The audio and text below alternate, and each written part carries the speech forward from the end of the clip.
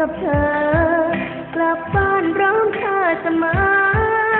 ชีวิตฉันมีแต่เธออย่างนี้ทุกวันเริ่มจากเพื่อนที่ใกล้ชิดมานานแสนนานนับวันผูกพันจนอยากเปลี่ยนเป็นเพื่อนใจนั่งข้างกันมือตัดกันบางทีก็ยังแอบฝันสักวันก็คงได้จูงมือกันเดินไปเห็นเธอยิ้มให้ทุกครั้งก็หวังให้ได้ก็มีความหมายของคำว่ารักซ่อนไว้หรือเปล่าแต่วันนี้เธอจูงเข้ามาเห็นสายตาที่เธอมองเขาที่มันปวดร้าวหมดหวังตั้งแต่นาทีนั้นเริ่มที่เพื่อน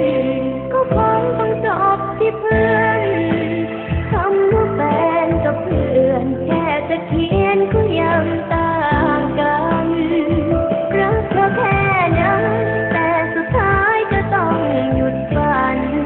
ท่องไว้เธอเป็นเพื่อนฉันส่วนใครคนนั้นเขาเป็นแฟนเธอ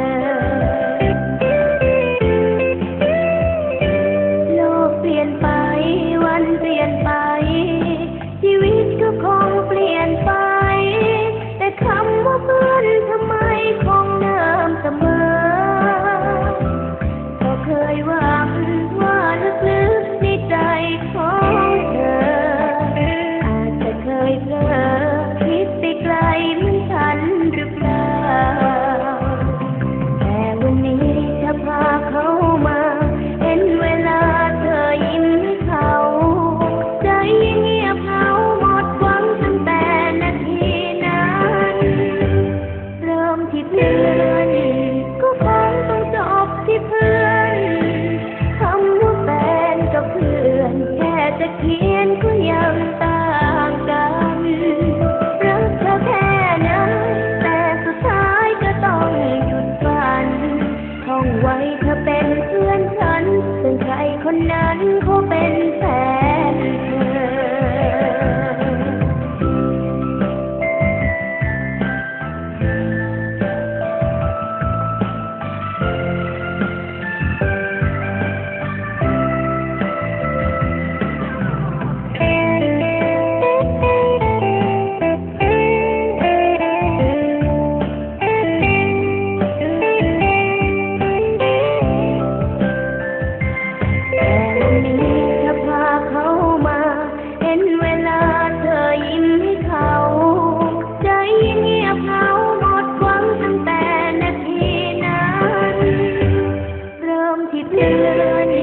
ก็คงต้องจบที่เพื่อน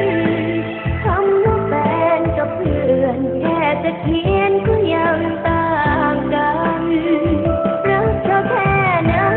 แต่สุดท้ายก็ต้องหยุดฝันท่องไว้เธอเป็นเพื่อนฉันส่วนใครคนนั้นเขาเป็นแฟนเธอรักเธอแค่นั้นแต่สุดท้ายก็ต้องหยุดฝันท่องไว้เธอเป็นเพื่อนฉันส่วนใครคนนั้น